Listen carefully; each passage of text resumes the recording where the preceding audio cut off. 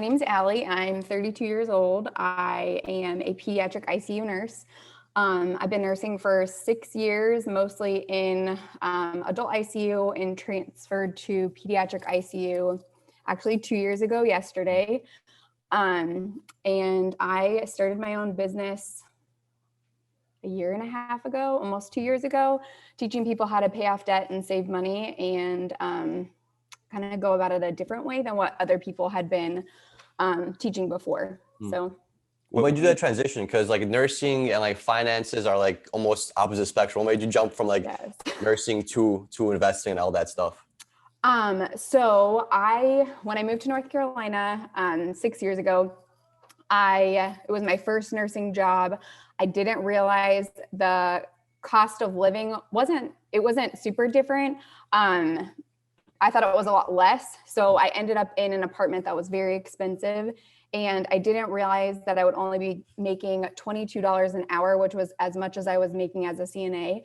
So I didn't change my lifestyle, and I was making less money and living on my own.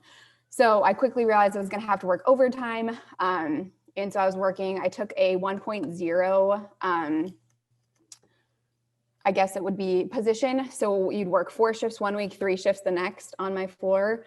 And I was burnt out by year 1, and started kind of hating nursing. And I was like, there's got to be more than this. So I actually ended up kind of like reading some personal finance books and was like, I need to pay off all this debt, because I had $46,000 of student loan debt. And that was really, those payments were coming up. And, I had a car that had broken down and I needed a new car. And I was like, oh, I can't keep doing this. So, started like just creating a budget and kind of got all into that. And then, maybe a year later, so 2 years into my nursing career, I actually met Kat Golden, and started following her Nurses Inspire Nurses page. And I actually was one of her first mentees. And when I was talking to her, I had gotten into, I was in CVICU at the time, and I was about ready to quit nursing. I had looked, because I was doing ECMO at the time, I was looking into like doing perfusionist school or just leaving nursing altogether. And she was like, we were talking about debt, and I was pretty close to paying off my student loans. And I was telling her all about this, and I was like, hey, like, this is what I've done, and then I started sharing on Instagram, and she was like, you kind of have a business idea here. She's like, you're doing something that no one else is doing. You have almost paid off $46,000 of student loan debt. You're talking about this, you're being vulnerable. Most people don't talk about money. And so she was like, you kind of have an idea here. And I was like, no one's going to pay me for that. Like, it's not really a business idea. So I kind of waited a couple months, kept sharing. And then I had people message me on Instagram, and they're like, how'd you do it? Like, and then they were just thanking me for being so vulnerable, because I feel like so many nurses have so much debt, and they just feel like they either have to have a travel nurse job, or they have to work a ton of overtime. And then we get stuck in this cycle of, buying extra stuff because we feel like we deserve it because our shifts are so hard. And so that's kind of the long story of like how I like just started sharing it. It kind of fell in my lap, and I created a course. I hired a mentor to teach me how to create a course. And then from there, it ended up being like a mentorship, kind of like what Kat does. And I do like a group program, and then I also do one-on-one coaching, and I mostly cater to women, because I feel like most women don't have that personal finance knowledge. And I'm actually currently going through a divorce. And I'm a product of a divorce as well. And so I just saw my mom struggling so much, to work so much overtime, as a nurse as well. And she gave us everything that we ever wanted. But, at the end of the day, you can only work so much overtime and make so much money. And if you don't have the financial knowledge, and if you don't start investing and, having extra streams of income, you're only going to get so far. So that's kind of where. It's interesting because when you go into nursing school and school in general, they always say, don't worry about it. Don't worry about it. Just take the loans, go to college, go get your education. But they never tell us what's on the other side, right? How to figure these things out. So what do you think is like the best piece of advice or a mindset that you should have to get started when it comes to paying off your debt? So if you've already kind of taken out those loans and you don't start early, like what I'm kind of trying to tell people, especially nursing students, is to look at other ways to do nursing school. But if you already have those loans, it is definitely don't get in that overtime trap of working overtime to pay for stuff.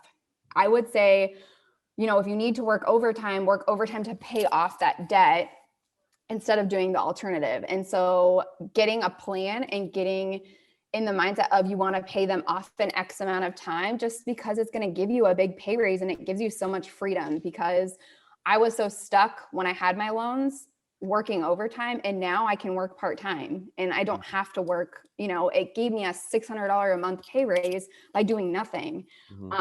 So just having a plan and creating a budget and, getting started and looking at your loans instead of being the people who just say that you're going to have your student loans forever. If somebody that has like multiple loans, like let's say like a mortgage, credit cards, school loans, how should they go by approaching like which one they should pay off first? Should I pay off the smallest one first or pay off the one with the highest interest? What's the most efficient way to go about that? So there's a bunch of different schools of thought, but is the debt snowball and the debt avalanche. So the debt snowball, you would do the smallest amount. So the smallest balance. So say you have a credit card that's $500. You don't look at the interest rates at all. If you want to do something that's more money savvy and it's going to save you money in the long run, you would want to do something like the debt avalanche, which is the highest interest. So you'd pay off like your credit cards that are 21 to 27%. Most people don't know credit cards are that high in interest. I've had people come to me and they're like, oh, I just know what my minimum payment is and I just pay my minimum payment. And, so looking at that and doing high interest first definitely will help you pay it off quicker.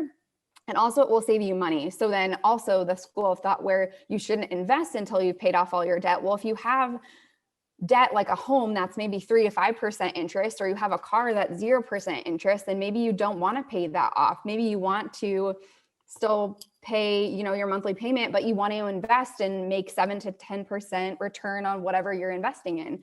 So it's kind of very personalized, and it depends on if you want to just be the smart, like money savvy, or do you want to have like quick wins, or do you want to free up money? Because there's a lot of people who will do like debt consolidation loans and they'll end up with thousands of dollars in minimum payments with like not super high interest rates, but it takes up about a third of their income. So they're never going to be able to afford a home. They're never going to be able to afford, to work less hours because they're stuck paying these payments.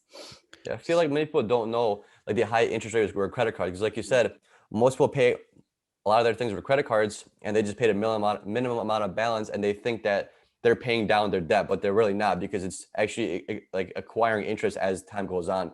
So people could fall into like the giant financial trap. And unfortunately, the credit card company's not gonna, tell you to pay more than the minimum, right? So you kind of got to get your stuff into check.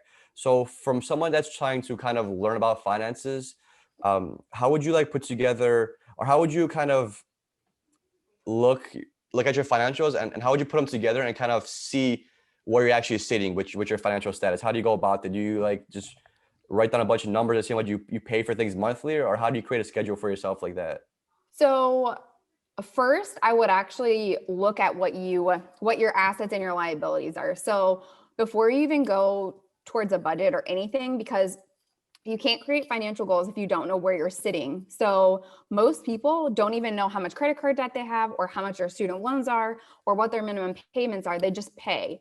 And so I would first sit down and see how much credit card debt you have, how much student loan payment or how much student loan balance you have. What are your minimum payments? And I would write those all down. And then from there, I'm a pen and paper person, so I create a calendar and I write down all my due dates with the minimum amounts. So anything like, I don't really have a lot of minimum payments now, but like rent, phone bill, internet, all that kind of stuff. I would write it on the dates that they're due. And then from there, you create a budget from that calendar. You can also do it like on a Google Calendar and make it into a spreadsheet. So it just depends on like what type of brain that you have, because I've had people who, love tracking on pieces of paper, and some people like to track, on apps. So just sitting down and just writing down what you owe is really powerful, because I feel like if we don't create that awareness, because I'm very mindset focused when it comes to money as well. So if you don't create that awareness, it doesn't cause that pain. So then you're not like, dang, I have all this debt, like I need to do something about it. A lot of times we just ignore it and then we're like, oh, it'll go away, and it doesn't. And so just that awareness at the beginning is very important. I would also say, like, as a nursing student and finishing school, you said that like you want to reward yourself with something, right? And I feel like that's the exact opposite what you should be doing. Do you think that maybe starting off fresh into your career, you should hold off on purchasing a car or getting in debt in the first place, and taking a step back, maybe not picking up more OT, but trimming the fat on what you already kind of spent, right? In a way. Yeah, that's kind of funny because that's what I do first. So a lot of times people will talk about just make more money, just make more money, just make more money. And at the end of the day, that doesn't align with who I am, because I value freedom. I'm a lot like Kat. Like I love like doing different things and, having time freedom and, having time for my hobbies. And so for me, not being stuck in 3 12-hour shifts, if not more than that, is very important to me. And so I always talk about, like you said, trimming the fat first. So finding out where there are leaks in your account. So like little things that you buy, going out to eat all the time, all the stuff like that. So like look at that first and then pick up the overtime, then add the second job, but a lot of people just say like, oh, I can't afford that. But they don't look at where their money's actually going. And so we also, if you look at your phone, there's apps that you pay for that you're not really aware of. So if you even just go in there and look at that, that will trim some of the fat or, stop up the leaks. And so I think starting out as a new nurse, you have to be able to see how much you're making, know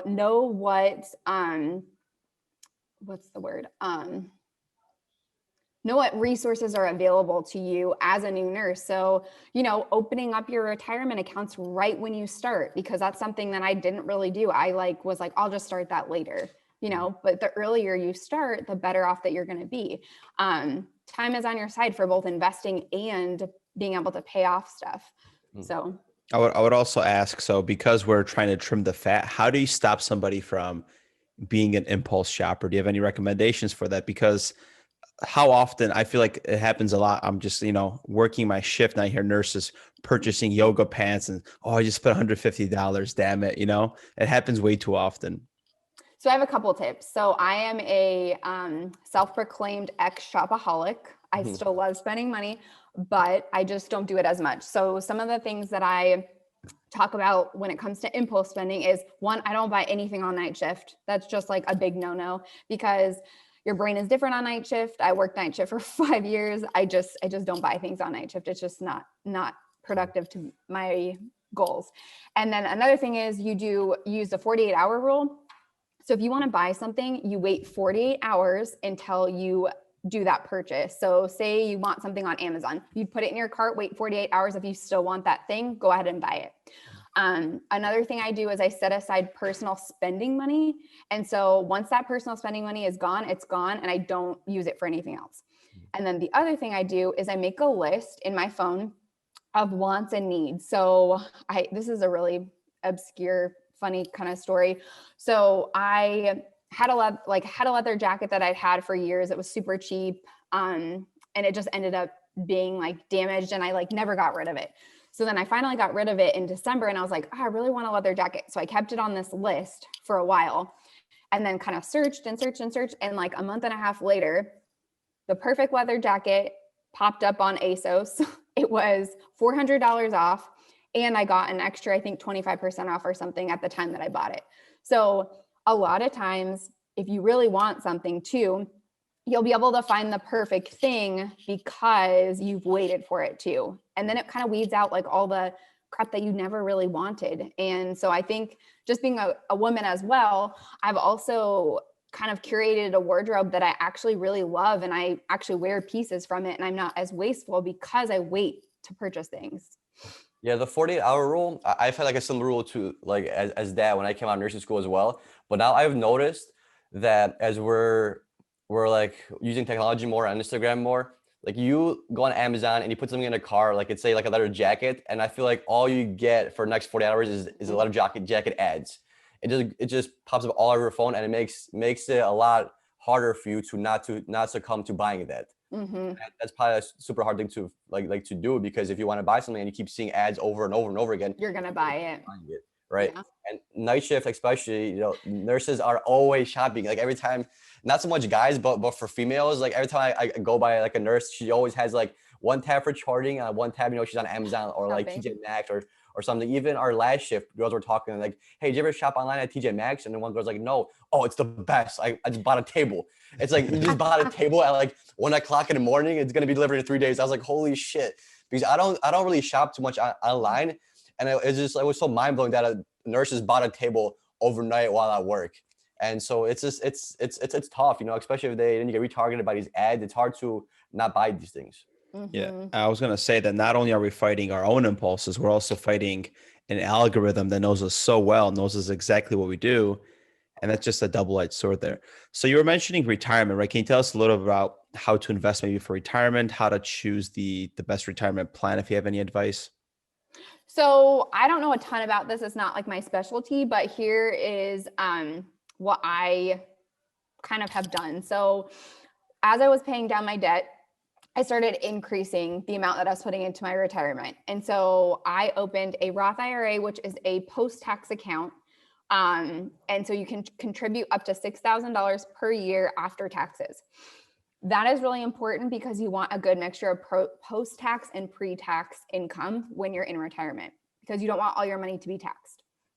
Also, a lot of hospitals will offer pre-tax, so it'll decrease your taxable income. It will give you money that you can take out after retirement, but it will be taxed. Those are things like 403Bs, 401Ks. And the only difference between the two is one is a for-profit, one is not for-profit. So those really don't have any differences. But you do want to have, a hospital sponsored retirement plan in addition to, if you do make less than a certain amount, you can open a Roth IRA. And if you do work with a financial advisor, then you can do something called a backdoor Roth. So it's a different type of Roth. For people who make over, I think it's over 140,000, but I could be wrong because this is not my specialty at all. Yeah. And also I use your resources too, because so my hospital's retirement plan is through, I think it's called Valic or something. And I sat on the phone with her for 2 hours and I just picked her brain and I was like, okay, so if I want to do this, how much should I be contributing? If I want to do, if I want to have this amount of money, how much should I be contributing? Like, what other accounts can I open? So definitely use your resources, because that's what they're there for. And they don't just do retirement. I think they do life insurance, retirement, all that kind of stuff as well. And a lot of people have never talked to their retirement reps at all. And so I think it's probably different. You guys are both travel nurses, right? Yeah. Yeah. But do you guys have like a rep through your company or retirement accounts through your company? There's a rep that we could speak to about that. We could also like do it online ourselves. Yeah. We could pick what kind of like Vanguard fund we want to put it in and what percentage. So I actually sat and had a conversation with her about those, because I was sitting there, because you can either pick whatever your hospital or whatever your plan, whatever that they would pick, or you can pick your own. And so I kind of sat with her on the phone and I was like, what is the best one? Like, what do you think I should choose? Like, and you can talk to them about how risky you want to be. So I would definitely use your resources, because they're like a wealth of knowledge. And I never would have thought I would have spent 2 hours on the phone with a retirement planner. Right. It's crazy when like, life comes down to that point where you're thinking about retirement, and like, it's part of being an adult, you don't spend like your early years thinking about it. And then when you get a full-time job in your career and you gotta start thinking about it, you just kind of get thrown in, and school doesn't teach you that at all. It doesn't teach you anything like that. It just teaches you like barely even the basics. So if I'm trying to like put money in like a Roth IRA or like a 401k, is there like a good percentage to put in, or what percentage of my income should I be putting there? Should I just put in however the company matches me, or how should I go about that? So you can put up to $6,000 on a Roth IRA. Definitely suggest, if you don't miss the $500 a month, which is about how much it is, definitely do that. Start there. For a hospital sponsored retirement account, definitely check to see if they do a match. So I think my hospital matches 6%. It's great to start there, because that's part of your salary. That's free money. So start there. And then if you have debt, I would kind of wait to add any more, but you can contribute all the way up to, I think it's 19,500 or 19,400 per year in a pre-tax. So 401k, 403b. So if you can get there, because the earlier that you max that out, the less that you're going to have to contribute later on, because it's going to be your years. So the way that compound interest works is its time is on your side. So if you max out your 403b or 401k and put 19,000 whatever into that every year for 5 years, that money is going to grow and you're going to have a lot of money. You would have to do the calculator to figure out exactly what it is. I'm not very good at math. So I would definitely suggest getting to that number as quickly as you can, as long as you don't miss the money. So don't put yourself in a situation where it's detrimental to you to contribute that, because you don't want to pull that money out. There's so many people who will say, well, I can just take out a loan from my retirement account. That's not something that you should count on. Like, I don't even look at my retirement accounts or count them as money, because I can't use them. And if you do pull money out, you get a penalty. So I would definitely do whatever you can, but at least start with the Roth IRA and contribute at least the $6,000 per year, and at least do whatever your hospital or company does for the match. So like they offer 6%, do 6%, and that'll be a total of 12%. I think I've kind of done some toggling. So like now I'm at 12, I'm like at 12%, but then also as a small business owner and having an LLC, I can also have a SEP IRA. So that's a self-employed IRA. So just kind of figuring out how much between all those that you can put into retirement, and figuring out what's the best plan for you. And you also want to look at how much money you want to have in retirement. So if you don't want a ton of money in retirement, then I guess you don't need to contribute a ton. But if you don't want to work after 59 and a half years old, then you're going to have to look at how much money you would need every year to be able to live your life and not have to spend or make any more money.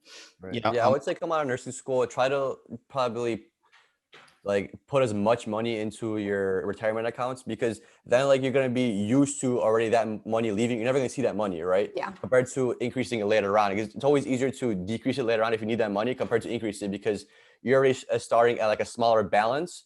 So you're already going to be using whatever money you have, right? So let's say you're bringing in like $1,000 a week, for example, and let's say $200 is going to your retirement account, right? It's better to start off that way instead of having a 100, because then you're going to be used to spending $900 a week, and then you're going to have to cut down again for the extra 100 later on, and you're better off, cutting down your investments than cutting down your spending cost, right? Definitely. And as you make more money, you want to be able to increase that as well. So if you always live at a certain means, most of the time we're gonna get a pay raise. It's really not a ton as a nurse. Every year you get your merit raise or whatever. But if you always live at that beginning of where you started, then you're always going to have extra money to play with. So, invest it. And then you'll never, like you said, you'll never realize that you actually don't have that money. I feel like with travel nursing, sometimes we get such great checks that we don't look back to even like analyze how much we make money, how much we spend and everything else. So aside from retirement, how should you be saving maybe for the present moment? Like an emergency fund. What do you think is a great amount to save, or how much do you put aside for something like that? Let's just say something were to happen, you need to pull some money ASAP. So I always say at least 3 to 6 months of expenses. That would be, honestly, I always like to round up. So if you want to keep living the way that you're living right now, look at how much your budget is without saving, because you don't want to include saving like while you're, in an emergency. But 3 to 6 months expenses. So say your living expenses are around $3,000 a month, then you'd want to have between $9,000 and $12,000. So 3 to 6 months. Yeah. No, 18,000, 9,000 and 18,000. Told you I'm not good at math. And I would start there, and I would put that in a high interest savings account. Right now, the high interest savings account aren't really doing that great, but it's better than the 0.01% you're going to earn at your bank. I use Ally. They also have, what's kind of cool is they have little buckets or envelopes.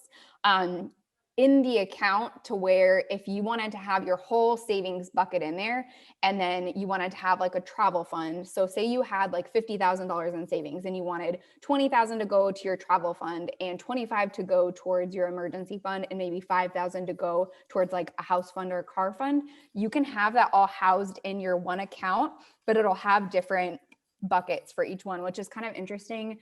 Their app is really user friendly. Other banks, I think, just look at what their interest rate is. I think what I was getting before the pandemic and everything was around 2.25% interest, which is great. Like, especially if you have a good amount in that emergency fund, you're going to earn a good amount of money. And obviously you'll pay a little bit of taxes on it, but it's better than earning nothing. And it will at least cover some of inflation. Because an emergency fund is something you're not going to want to touch, really. You're going to want to leave it over somewhere else. I don't do great if my bank accounts are linked together, because then I kind of see it every day and I'm like, oh, I have this amount of money. But if you have it away from you, then you're less likely to spend it. So if I'm like a new nurse or anybody that's out of school, you probably want to divide a little bit of everything, correct? You want to have some money set aside for emergency. Yep. And at the same time, you want to start tackling those high interest loans, correct? Yeah, I would do the emergency fund first, because whatever happens, like, you never want to be in a situation where you get hurt, you lose your income. We saw a lot of nurses at the beginning of the pandemic, their hours got cut. Me being in peds, our census was really low. And so I was like, I don't know if I'm going to get paid. So just seeing that could happen as a nurse was a little frightening. So that even just proved to me that emergency funds were even more important than what I had thought before. So definitely prioritize your emergency fund, maybe start at 3 months and do that. And then from there, then I would start tackling your high interest debt, get rid of those credit card payments. And then from there, I would start increasing your retirement, maybe saving a little bit, and then working on your lower interest debt. You do any kind of investing? I don't. I am also not the type of person. One time I went to school in San Diego. I went to San Diego State. And I went to a casino, spent $20, lost it. And I was like, this is not for me. I would not be a good gambler. I don't like to lose money. So I would like to get into investing. My dad is pretty into it. And then my mom has done some like Bitcoin stuff. So it's definitely something that you have to be okay with losing money because you may. And so I wanted to prioritize kind of my retirement first and then kind of have some play money. I definitely think that if you're in a good situation and you have the money to have like a little bit of extra money as play money, then investing is kind of fun and you can make a lot of money doing it. But I have not jumped into it yet. Yeah. Well, then with like saving money and putting money toward retirement, is there like anything else out there besides like a long-term savings account that you would recommend? Is it like do you work with like money market accounts or anything like that, or do you just do the long-term savings? I don't actually know very much like the CDs and that kind of stuff. No, I am very basic, and I think the basics kind of work. And so honestly, I don't want to get complicated, because like if you don't have an emergency fund and if you're not saving for retirement, then you're already kind of behind. So I think people try to think too much about things too, and then they get themselves all worked up and they're like, well, I can't do this, so why would I even try? Right. Or I can't open this account. So definitely, I would definitely just start with the basics and then kind of see. I think CDs, you can't take your money out for a certain amount of time. I like things that are like liquid. So, high interest savings account, you can get it really quickly. But retirement accounts, you got to wait until, it's your time for retirement. You guys lost me a little bit there because I have no idea what you guys are talking about when it comes to CD. So this just shows you that a regular nurse just doesn't know. Yeah. So that really needs the fundamentals. So you're completely right. If you get your debt on point, a nice savings, and then a back out, or like not a back out, but like a backup fund, that's like a key foundation that not a lot of people have. But just having those three things figured out is going to be life changing. Allie, do you have like a specific, maybe other than yourself, of course, as a financial debt-free mentor, do you have like books that maybe you recommend, or somebody that you've looked into before that really helped you? Or your courses. Or your courses. Yeah. You do courses, right?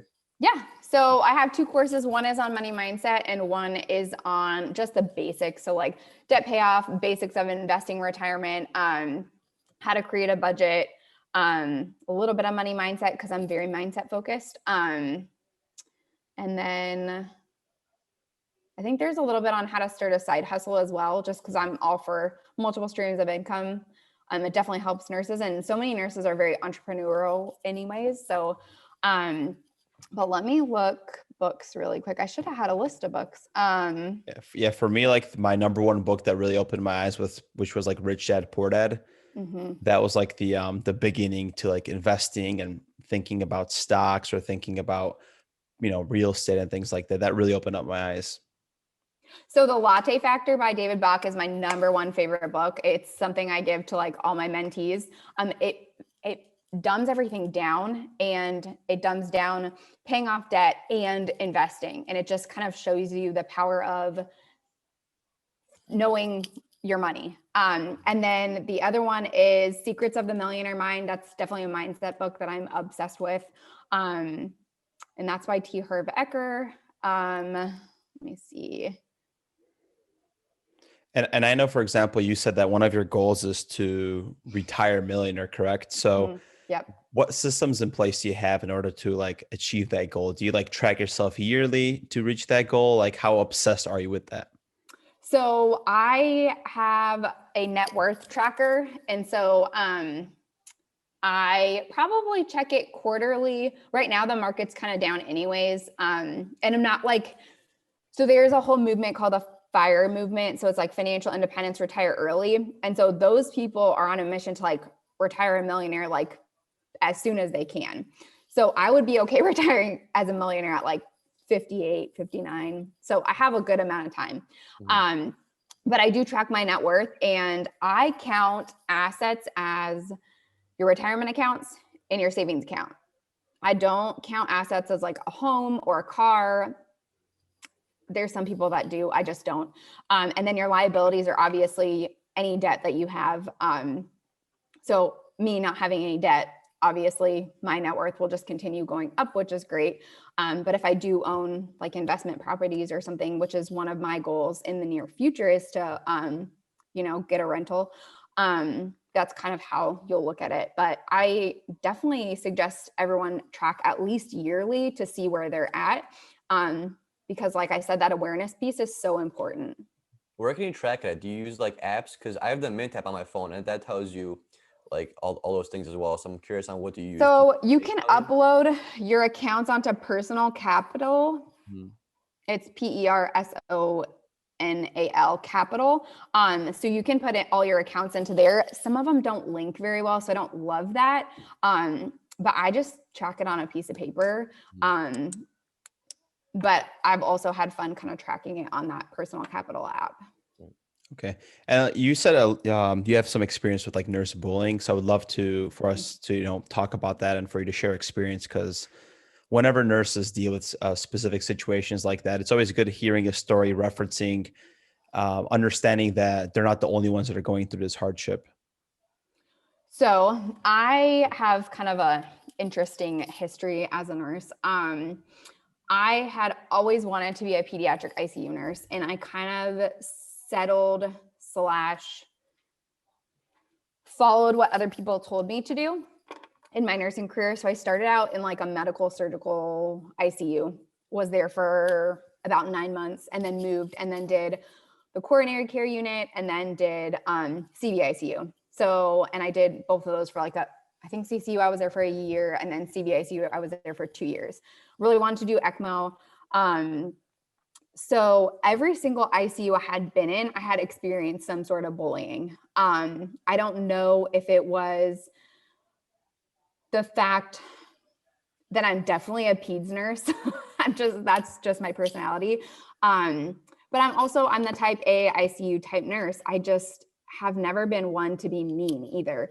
And so I never kind of like got cliquey or, it's just kind of the women type mentality and nurses eat their young type mentality that we're trying to get away from. So trying to think, But every unit that I've been in, other than pediatric ICU, I have been bullied. Whether that was giving me assignments that were too hard and then no one helping. I feel like that was kind of a big thing in CV. So we were already kind of understaffed, and they would give us assignments that were unsafe. And then from there, we just didn't have help, or people, if you asked for help, would kind of say that you're stupid or that like you couldn't handle the assignment. And then you'd come in the next shift and they wouldn't give you the assignment that was harder.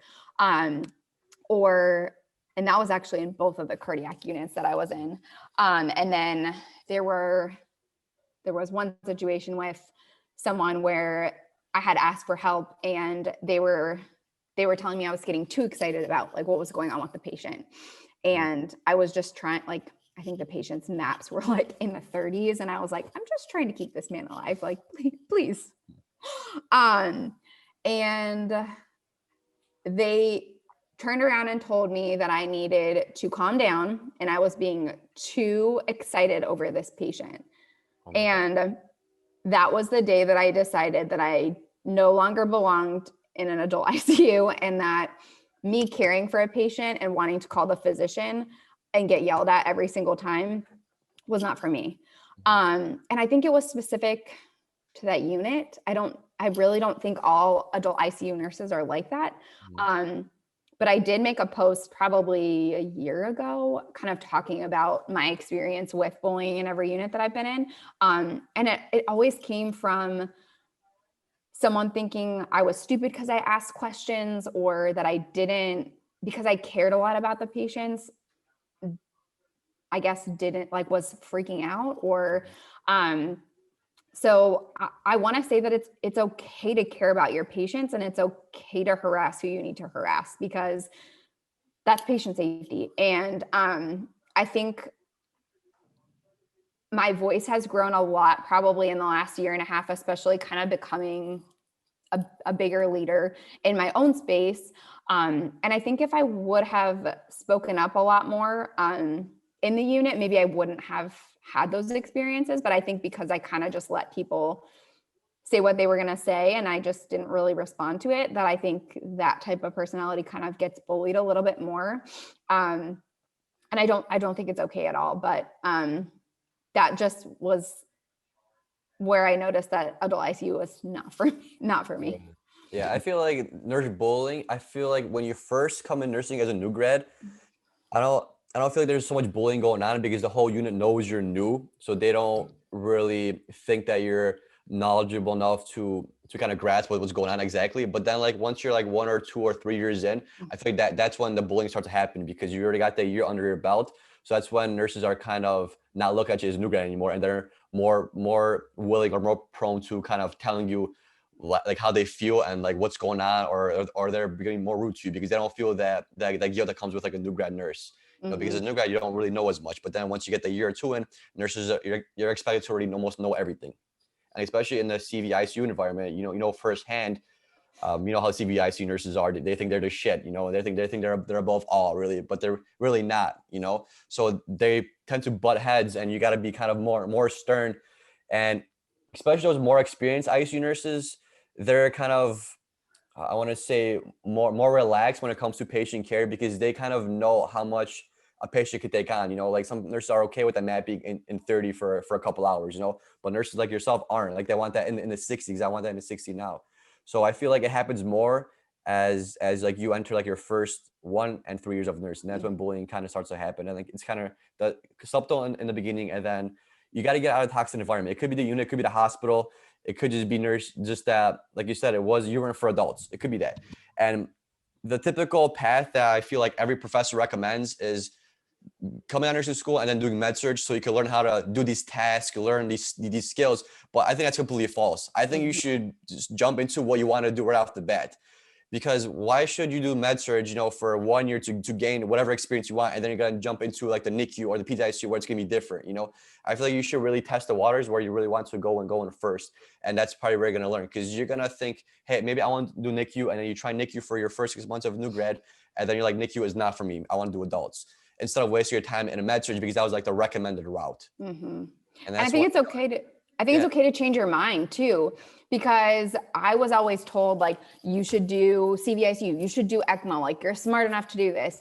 And so I think it's okay to change your mind and be like, I don't really like that. There's so many different types of nursing, and it's okay to switch specialties. It's okay to be like, I don't really like that specialty. And I think a lot of times we're kind of made to think that we're either not smart or we, failed because that specialty wasn't something that we really enjoyed. And I think that's false as well. And so yesterday I posted, because it was 2 years since I switched to PICU. And I truly believe it saved my nursing career, because I don't think I would still be a nurse if I was still in the unit that I was in. congrats, by the way.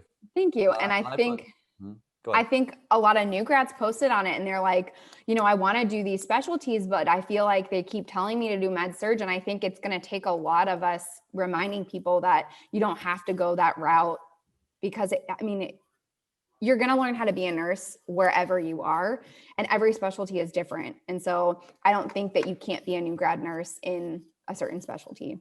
Right. And I feel a lot of nurses, once they hop in a unit and they're there for like a year, they get really comfortable with that environment. If it's toxic or not, it doesn't matter. They just get used to that toxicity, and that becomes their life.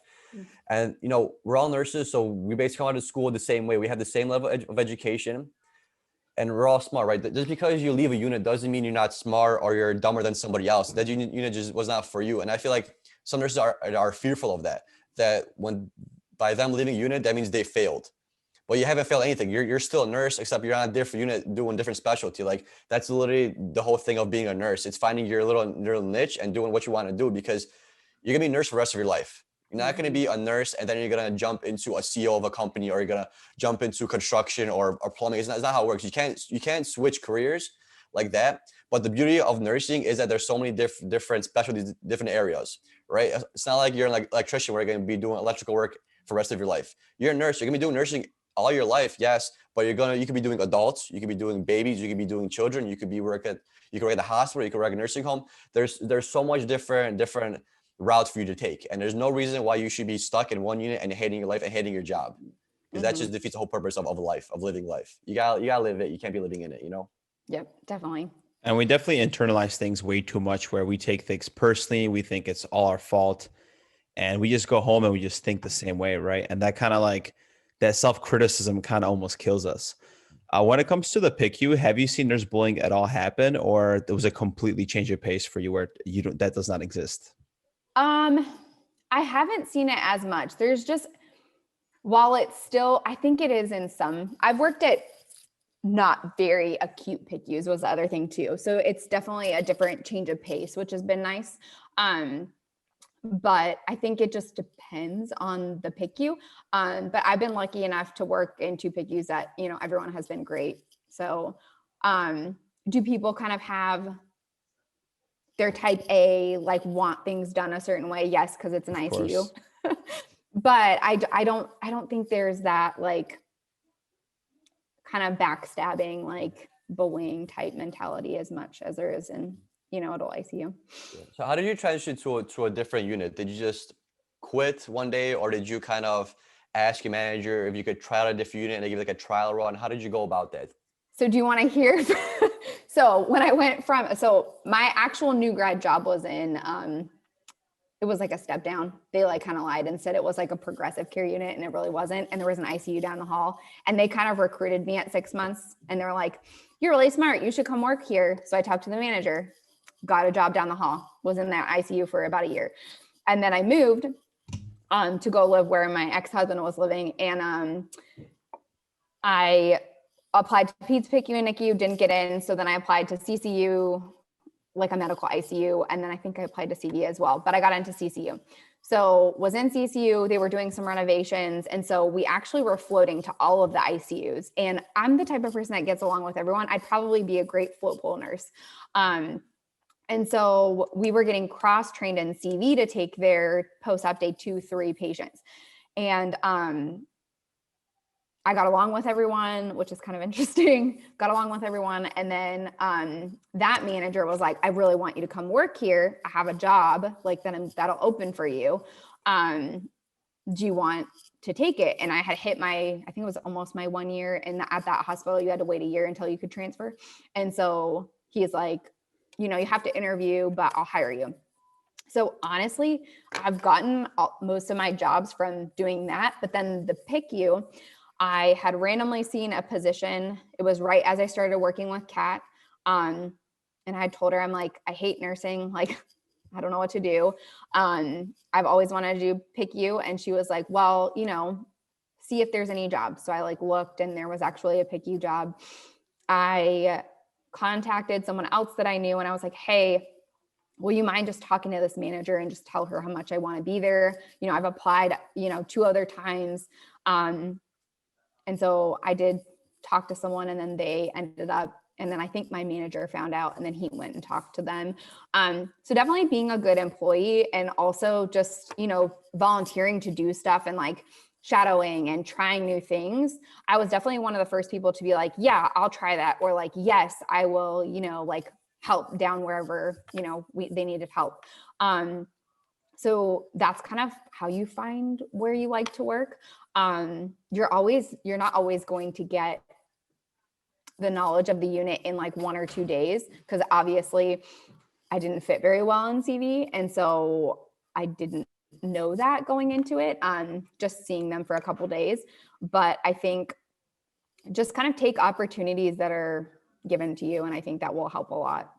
Now What's that the difference you've seen between nursing with adults and children? Kids are much more resilient. Kids are much more fun. What's super cool is you can have a kid that's really, really sick, and they do a lot better. And you're bringing them toys, and you're celebrating all the milestones. You print out pictures. We had one kid that we put pictures on all the walls. We celebrate birthdays.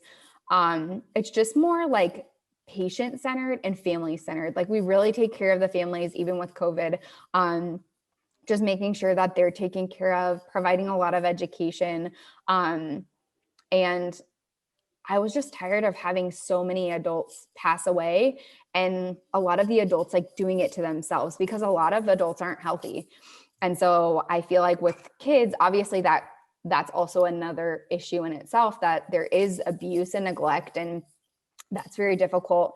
But a lot of kids, it just happens, or it's an accident, or so that to me is more rewarding.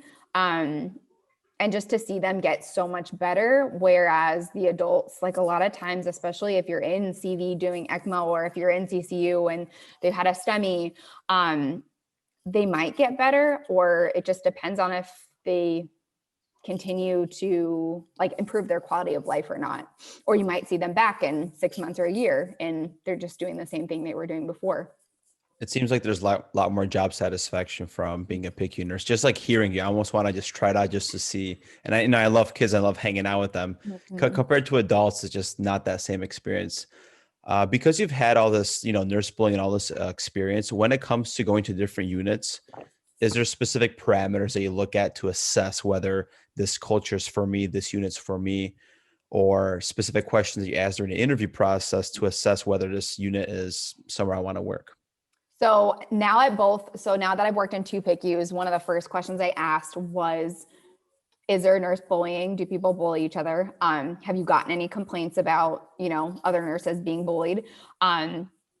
How was the unit morale? I also asked that to other people, because I think I've gotten to talk to some people. And then the unit that I'm working in now just came highly recommended from other nurses that I've either met through Instagram, or people that are my really good friends, which is why I chose the hospital that I chose where I'm living right now, as opposed to some of the other bigger hospitals.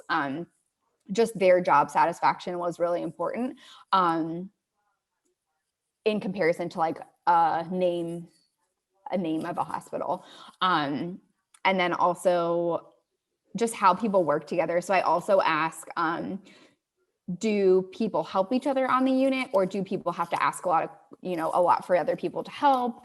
Kind of what's the attitude? And then also, what are the ages of the people on the unit too? Because I think that was also a difference, where I came from in my older PICU. it was a lot of younger people. And then this new PICU, it's like a combination of both. So Yeah. And then if nurses out there are feel like they're being bullied at work or on the unit, like you have to tell somebody, right? You can't just ignore it and not tell the manager, because you're not gonna be the only one that's feeling that way, right? And if you don't address it, if you don't tell anybody about it, there's never going to be any kind of change, you know, because if you can't change if you don't know that that's happening, right? And the only way it's gonna change is from the top, right? You gotta change that negative culture, that negative environment. And a lot of nurses are kind of just ignore the fact that they just like think that's just what it comes with the job, but it's not true. Like you have to have a manager that's willing to understand and willing to listen and figure out ways to stop this. Is it just one nurse doing this? Is it the whole unit? What's actually going on? Is the manager bullying these nurses? You know, so people gotta speak up too, because if you don't know, then we can't really do anything about it. and I So definitely regret not doing that. No, I mentioned it a couple times. And it was specifically a couple people. And my manager did when I left, because I still kind of talked to him afterwards. Yeah. He said, like, if I would have said something, he would have been able to do more. But I just kind of felt like a burden too. And I was like, I felt like I was the only one who this was happening to. And, you know, I just felt like it was me. And like Matt said, like, you kind of internalize it and you're like, you know, maybe it is me, maybe I'm not smart enough for this. Or especially being a woman, I feel like a lot of women kind of internalize a lot of stuff and are very emotional in general. And so I think it's kind of tough to kind of feel like you're alone and then be like, well, what do I even say? And so, and they were kind of the more favorite people on the unit too. So then I was like, I don't even know who to go to that I trust, that I can feel like something's going to happen. So, I mean, definitely say something right away. And I wish that I would have, and I don't know if I would still be in that unit if I would have said something. So obviously you can't hold people accountable if you don't say something now. Yeah, but it should be happening in the first place, you know? Yeah. Allie, thank you for your story that you shared about bullying, and thank you for side hustling with you know, trying to get nurses out of debt. I think that's amazing, and it's great that we're building these little ecosystem communities of different nurses that are trying to do different things for, you know, for nursing in general. Where can people find you? So I am at _debt-free nurse on Instagram, and TikTok are the two places that I kind of hang out. I was off TikTok for a while. It's been like kind of my fun creative outlet. I'm not very creative, but I kind of like making the videos. And then my website is www.savingwithoutsacrifice.com. Awesome. Hopefully someone wants to check you out, and you have mentorship programs for anybody that needs help in the financial sector. Thank you so much, Allie. Thank you. Thanks, Allie. Have a good one.